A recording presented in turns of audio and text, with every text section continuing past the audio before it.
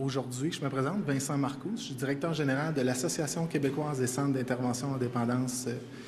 Monsieur le ministre, nous vous demandons de reculer dans votre projet de règlement et d'entendre les solutions qu'on vous a déjà proposées.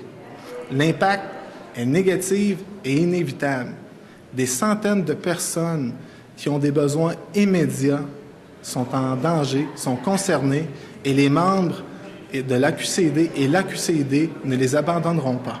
De plus, 7300 personnes se verront menacées de ne plus avoir de services pour alcoolistes toxicomanes, et ça, c'est dès cette année, et c'est à chaque année, dû à la fermeture potentielle de 40 ressources, et ça, c'est la perte de 800 emplois systématiques.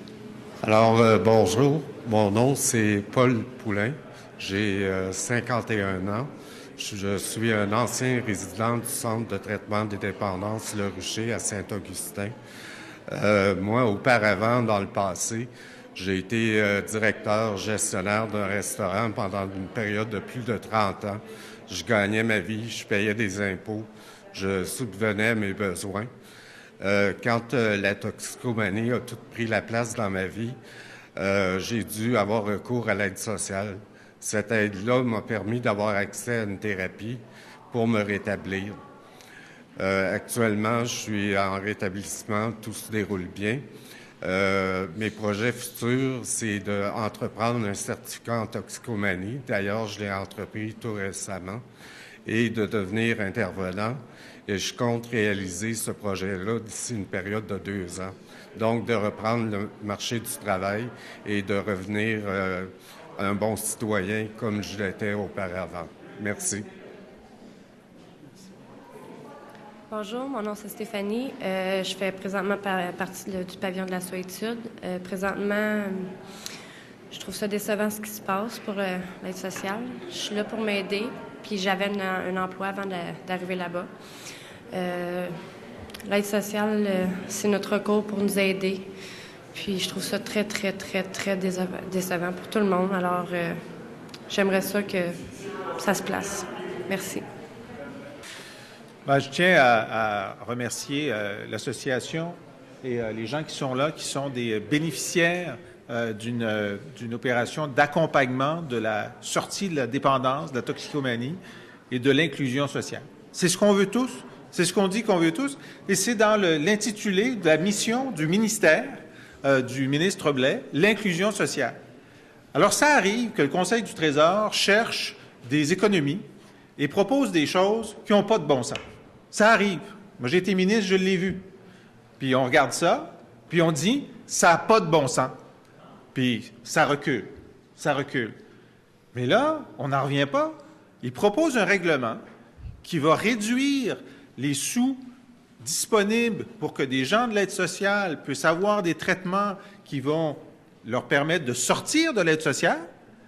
Il propose un règlement qui va faire en sorte, ça va être une machine à itinérance. Ça va faire en sorte que 7300 personnes par année, qui en ce moment ont des traitements, ne pourront plus les avoir. Et donc seront renvoyées à la rue ou à l'hôpital, où ça coûte 600 $ par jour. Imaginez, ils essaient d'économiser 6 $ par jour, puis ça pourrait leur coûter 600 $ par jour. Alors normalement, moi je m'attendais du ministre François Blais, ancien universitaire, auteur d'un livre remarquable sur le revenu minimum garanti. Imaginez, qui se rendent compte que ça n'a pas de bon sens et qui reculent. En ce moment, le règlement, là, s'il n'est pas modifié, il va être appliqué tel quel, dans sa forme destructrice, d'ici la mi-mars. Or, je suis estomaqué d'apprendre que dans les rencontres avec l'association, il n'y a aucune écoute de la part du ministère, il n'y a aucun mouvement vers la réparation du dommage causé.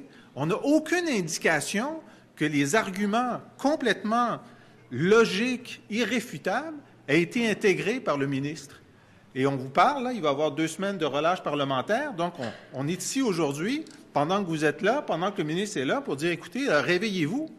Et en fait, quelle est la réponse du ministère à ces demandes, à ces démonstrations, et même à ces informations? Parce qu'on s'est rendu compte, le ministre l'a dit en réponse à une de mes questions il y a 2 semaines, qu'il s'est rendu compte, une fois avoir fait le règlement, qu'il y avait de la perception de la part des organismes et que donc, il se rend compte de ça. OK, très bien, vous avez appris quelque chose, ajustez-vous, OK?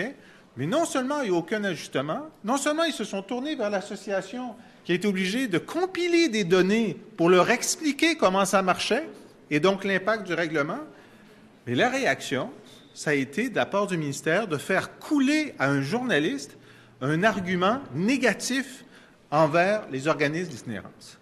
Alors plutôt qu'être en mode solution, ils sont en mode confrontation.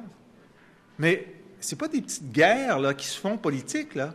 On parle de la condition humaine de 7000 personnes qui veulent retourner à la vie active et que ce règlement est en train d'empêcher de faire. Alors, on fait cet appel aux ministres, tous ensemble, les gens de Québec solidaire, les gens de l'association et les bénéficiaires qui sont ici, pour dire, écoutez, là, est-ce qu'on peut ne pas détruire quelque chose qui fonctionne difficilement? Ces organismes-là, là, non seulement ils n'ont pas assez d'argent, ils sont obligés de faire des levées de fonds pour combler le besoin. C'est des organisations sans but lucratif. C'est des gens qui se dévouent et on va leur rendre la vie difficile pendant que 6 ministres du gouvernement vont aller en France. Franchement, hein? Franchement, un peu de tenue, là, un peu de sens des priorités. Alors, c'est encore le temps, il y a 15 jours pour retirer le règlement, tout simplement. Merci.